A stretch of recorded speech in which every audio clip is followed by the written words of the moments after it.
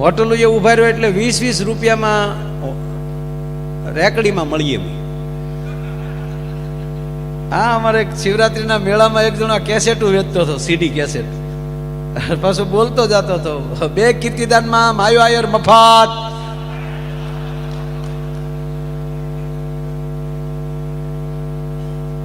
તો કીર્તિદાન ભાઈ મને કીધું, મને કે જોયું મામા, મારી 2 કેસેટમાં તમે મફત.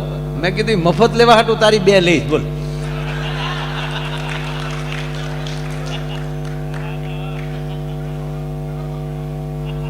આવું છે.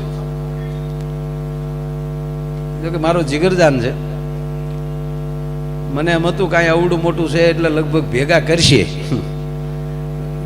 તા એ શંકરભાઈ ઓલા ભાઈ ક્યાં ગયો, ધમોભાઈ. આ શંકરભાઈ ને ધમોભાઈ 2 એવા ભાઈબંધ છે ને આમ ઊંઝામાં. ખરેખર આમાં કોણ સુદામા ને કોણ કૃષ્ણ એ મને ખબર નથી, પણ કૃષ્ણ સુદામા જેવી જોડ છે આ. નેનો ગાડી BMW ની પાછળ બાંધી. હવે BMW હતું ને એ લોટકા માણસનું હતું. એ બરોબર ધીરે ધીરે આ નેનો ને લીધે જતા હતા. એમાં એક મર્સિડીઝ વાળા એની સાઈડ કાપી. હવે આ જે BMW વાળા હતા ને એને પહેલેથી એવું કોઈ સાઈડ કાપે એ ગમે નહીં. હવે પાછળ નેનો એને ભૂલાઈ ગયું. 180 મર્સિડીઝ ને BMW આમ પણ વચ્ચે ઓલી કેમ પતંગ જાતી હોય એમ નેનો. એમાં એક પોલીસ વાળા જોઈ ગયા. પોલીસ વાળાએ ડાયરેક્ટ SP ને ફોન કર્યો, સાહેબ બોલ શું આપણા આ નેશનલ હાઈવે ઉપર BMW ને મર્સિડીઝ 180 માં જાય છે. એટલે સાહેબ કે સહજ છે, મોંઘી ગાડીઓ છે, કોઈ નીકળે પછી બહુ આવું નહીં જોયા કરવાનું, કોઈ જવા દેવાના, પછી કેટલું આપણે ધ્યાન રાખવાનું. કે સાહેબ ઈ મને તકલીફ નથી તો તાકે એની બેયની વચ્ચે નેનો સાઈડ કાપવા ડીપર મારે.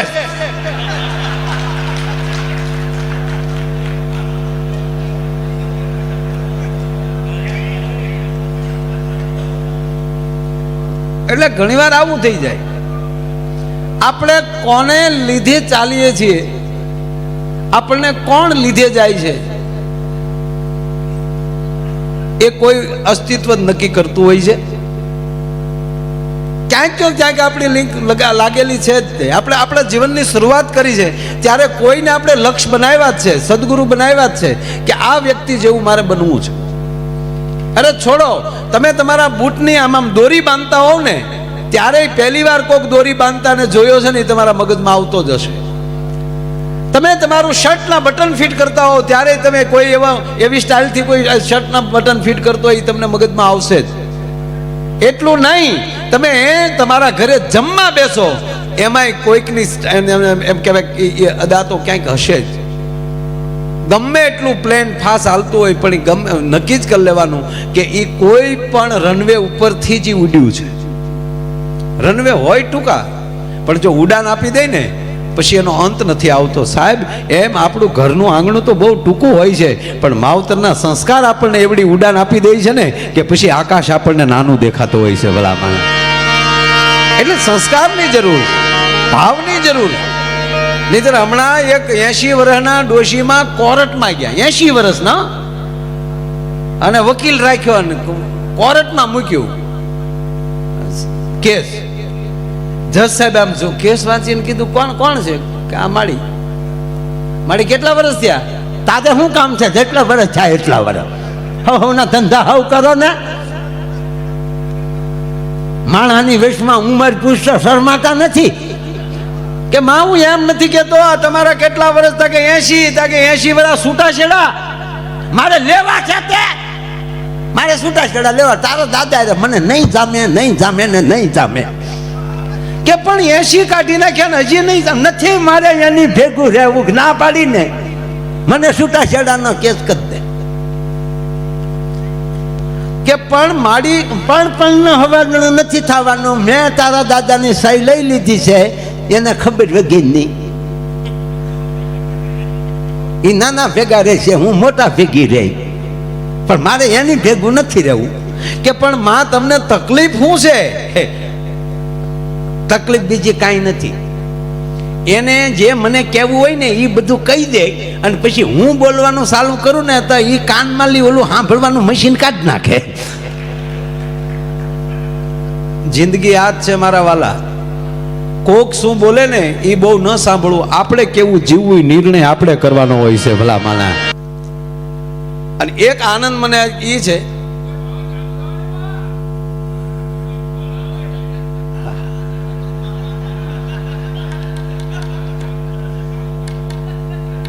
હમણાં છૂટા લઈ રાખ્યો મુના. અને ખરેખર આ બાળકો પાસે રૂપિયા, બેન આ બાળકો પાસે રૂપિયા નાખતા શીખવાડે મને બહુ ગમે. નહીતર એ બાલ મંદિરમાં કે સ્કૂલમાં ભણવા ગયો હોય, આરે નાનું એવું નાસ્તાનું બોક્સ લેતો ગયો હોય, અને એ બોક્સ એમાંથી નાસ્તો એના મિત્રને આપે, અને એ એની મમ્મી જોઈ જાય અને કાન વિશાળ બે નાખે કે કોકને આપે છો. એ મોટો થઈને કોઈ દી દાતાર ન થઈ શકે સાહેબ. એને આ ઉંમરે ટેવ પાડે દેતા. હમણાં જ મારા વિસ્તારમાં રાજસ્થાનના બે પતિ પત્ની જૈન લોકો મને કે માયાભાઈ, હું કોઈ વસ્તુમાં મને મળ્યા, અને ગ્રામ્ય મારે સ્કૂલ છે એટલે એ બાજુ આવ્યા. 15,000 બાળકોને આ વર્ષે એને કપડા આપ્યા. ગ્રામ્ય વિસ્તારમાં જે ગરીબના છોકરા સ્કૂલમાં ભણવા આવતા હોય અને સારા કપડા ન લાગે કે અરે આના કપડા બરાબર નથી જ તે, એટલે એના પરિવારની મુલાકાત લઈ સાહેબ, અને એક ગામમાં 50 બાળકોને આપે. એટલે આપતા શીખવું એ બહુ મોટી વાત છે. એટલે મેં એને કીધું કે તમે આવું શું કામ, આમ તમને વિચાર ક્યાંથી આવ્યો? એટલે મને એણે એવું કીધું, મને કે એ તો હિન્દી બોલતા હતા, રાજસ્થાનના હતા. મને કે મેં એ નક્કી કર્યું કે કોકને દીધું એ આપણું, કોઈને દીધું એ આપણું, અને આપણી પાસે રાખ્યું એ ફેલ. એક ભાઈ ઘરે ફોન કર્યો, 5 મહેમાન લઈને આવું છું, રસોઈ તૈયાર રાખજો. તો હામેલી ઝીણા અવાજમાં જવાબ આવ્યો, એ સુવિધા આપકે ટેલિફોન में उपलब्ध नहीं है. હા, એટલે આપણે આયા જો ભાઈ, આ મહેમાન પ્રથા તો ઘરે રાંધવા વાળા હોય તો જ મહેમાન આવે ને. આપણા ઘરે રાંધી શકતા હોય તો જ મહેમાનની પ્રથા હોય ને. કયો ઘર એવું હોય કે ત્યાં મહેમાન નો આવતા હોય? મને કયો. આવો ફોનમાં જવાબ દેનારા હોય ત્યાં મહેમાન નો આવે. તો આપણું ગુજરાત છે ને એ આશરાનું ભરેલું છે, મહેમાનોનું ભરેલું છે. એક ભાઈની ઘરે રાતે 12 વાગે મહેમાન આવ્યો. જોજો, રાતે 12 વાગે મહેમાન આવ્યો, ડોરવેલ દબાવ્યો, ગરધણીયા દરવાજો ખોલ્યો. પછી તો વંચિતા મહેમાન આવે એટલે તો ધરારામાં પરાણ્યા એર હોસ્ટેસ જેમ દાંત કાઢે એમ જ કાઢવાના. એટલે ગરધણી મીડો દાંત, ઓહો પધારો પધારો પધારો, બહુ સરસ, બહુ મજા આવી લ્યો. કીધું ના રાહ જોતા હતા. મને થતું જ હતું સવારમાં તમને ફોન કરવાનો જ હતો કે કેમ હમણાં નથી આવતા. બોલો કે હું પહેલી વાર આવ્યો. હું તું ફોનમાં વાત કરું, હું તો પહેલી વાર આવ્યો તારા ઘરે. સારું સારું, બેસો બેસો. પાણી પાયું. પછી ગરધણીને એવું થયું કે જ્યારે 12 વાગે આવ્યો તો થોડો જીમ્યા વગેરે આવ્યો હોય. આમ ખાલી કહેવા પૂરતો કે મિત્ર જમવાનું કેમ છે? બોલો કે બાકી કીધું, ઢીલો પીડ્યો. 12 વાગ્યા બાકી. બિચારાનું નહોતું હાલતું કાંઈ કરીએ. પણ હિંમત શું આવી ખબર કે મહેમાનની હાજરીમાં થોડી કાંઈ કહેશે મને. એટલે અવાજ કર્યો, સાંભળો છો? હા સાંભળું છું, બોલો શું છે? જાગો છો? જાગતી હોવ તો જ બોલતી હોવ ને, નકર મારું ભૂત બોલે કાંઈ. એક ભાઈએ તો એની પત્નીનું નામ ગૂગલ રાખ્યું. કે કોકે પૂછ્યું તમે ગૂગલ કેમ રાખ્યું? તા કે એક પ્રશ્ન પૂછું ને 100 જવાબ આપે.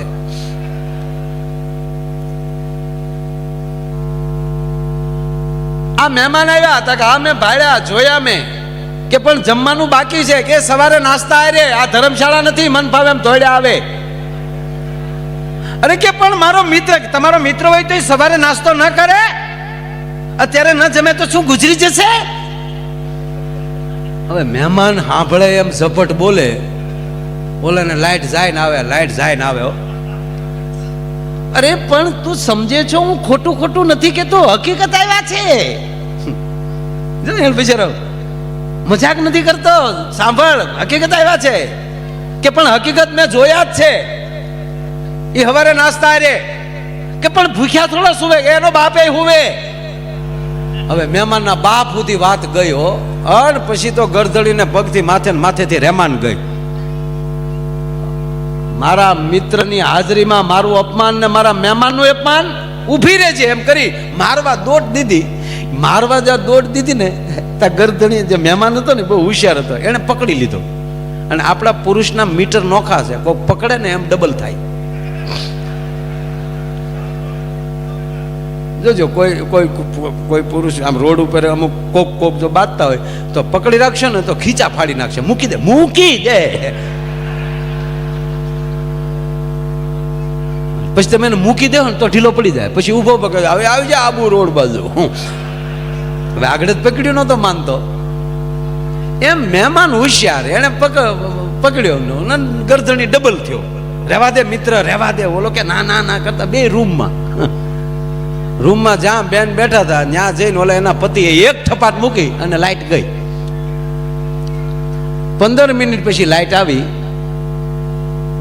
ત્યારે ખૂણામાં બેઠા બેઠા બેન રડતા હતા ને એટલું જ બોલ્યા કે કોઈ દી નહીં, રાત પહેલી વાર તમારી સામે બોલી, એમાં 15 ધોલ ને 2 પાટું બાર લીધી. બોલો કે મેં તો એક જ મારી. બાકીની ઝપટ મહેમાન અંધારામાં ઝપટ બોલાવી ગયો. બોલો હવે આ ઘીરે આવીને પાટા મારી જાય ને મહેમાન કહેવાય કે માવઠા કહેવાય? નહીં, સમજણ વહેલી આવે તો બહુ મજા આવે સાહેબ. અમે કાલે જ હું જુનાગઢ હતો, ગીરમાં હું બહુ ફરું, મને મજા આવે. જો તમે જો એક સમય કેવો હોય છે, આ વર્ષો પહેલા એક વડીલને અરીસો જડ્યો. એક ભાઈને. હવે એને ખરેખર કોઈ દી જોયેલો જ નહીં કે આને અરીસો કહેવાય, કોઈ દી જોયેલો જ નહીં. એને પોતે બતાવી એ ખબર નહીં. આ વર્ષો પહેલાની વાતો, પહેલો વહેલો અરીસો, એને ખબર જ નહોતી કે હું પોતે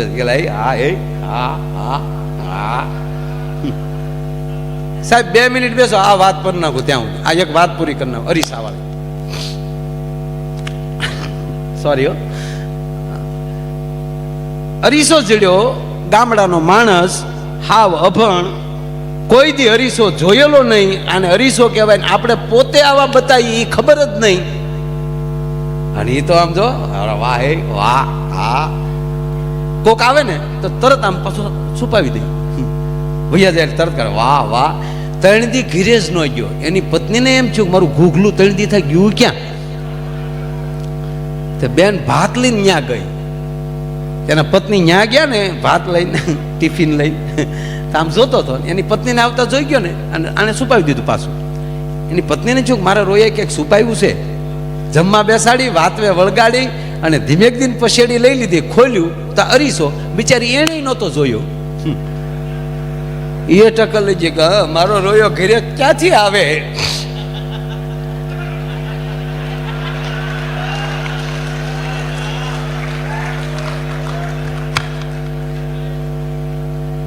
અને એને જે અરીસા સામે ખીજાણી, હો શિબલી, કોકના ઘરમાં આવું ન કરાય. એ તો રડતી રડતી ગઈ ઘરે, અને એની સાસુને જઈને એટલું કીધું તમારા દીકરાને આવું ન કરાય.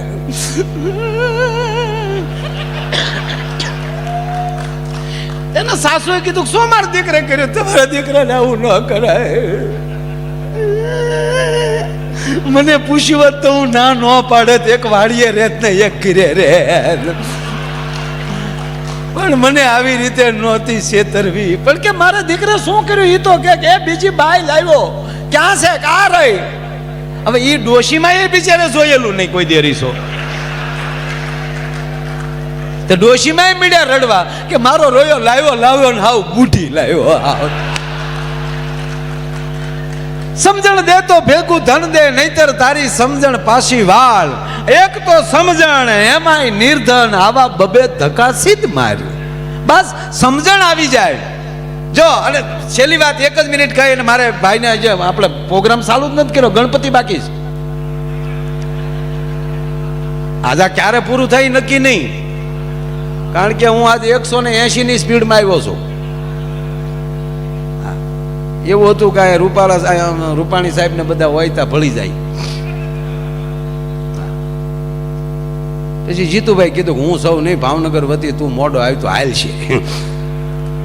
તો ઓકે. એટલે આજ કારે પૂરું થાય, હું બોલું એ કઈ નક્કી નથી. હજી પ્રોગ્રામ શરૂ કર્યો જ નથી. હજી પરિચય ક્યાં કોઈનો આપ્યો નહીં. તે તો પ્રોગ્રામ ચાલુ થાય એટલે પરિચય દેવાય ને કે અમારી સાથે ફલાણા ફલાણા આવ્યા છે, વગાડવાવાળા આ છે, મંજીરાવાળા આ છે, બોલવાવાળા આ છે, ગાવાવાળા આ છે. એ કાંઈ હજી કર્યું જ નથી. કાંઈ હજી ટેસ્ટ રિપોર્ટ ચાલે છે. પણ એક વાત કહી અને હું કાર્યક્રમનો દોર આગળ વધારી. રૂપિયા જરૂરી જ છે. વાતું થાય કે રૂપિયા વગર ન ચાલે, રૂપિયા વગર રૂપિયા વગર ન જ ચાલે. નથી ઘણા વાતો કરતા રૂપિયો હાથનો મેલ છે. અને અમુક તો સાહેબ આપણે ટીવી ચાલુ કરીએ ને તો 3-4 જણા તો રીહ માલી ટીવીમાં બોલતા હોય, એ લક્ષ્મી હે ઉસકે પીછે મત ડોટો દો, એ મિથ્યા હે. તો એ મેલ હોય તો ઉખેડીને તમે ફાળો કરજો ને. તમે તો શું કામે કરો? નહીં સાહેબ, પૈસા વ્યવસ્થા, રૂપિયા વગેરે હાલે જ નહીં. હા, પેટ્રોલ પંપે ઉભા રહી 2 દુહા ગાઈ તો કઈ ટાંકી ફૂલ ન કરી દે પંપ વાળા. એ 4500 આપીએ ને ત્યારે કોગળો બહાર આવે ઘળક દે. પણ સર્વસ્વ નથી, એ વ્યવસ્થા છે. આ દાતાઓએ આપી દીધું. એ તો જ્યાં સુધી આ સમિતિ આ દિવાલું રહેશે ત્યાં સુધી નામ રહેશે ને કે અહીંયા કેવા વ્યક્તિએ દાન આપ્યું છે.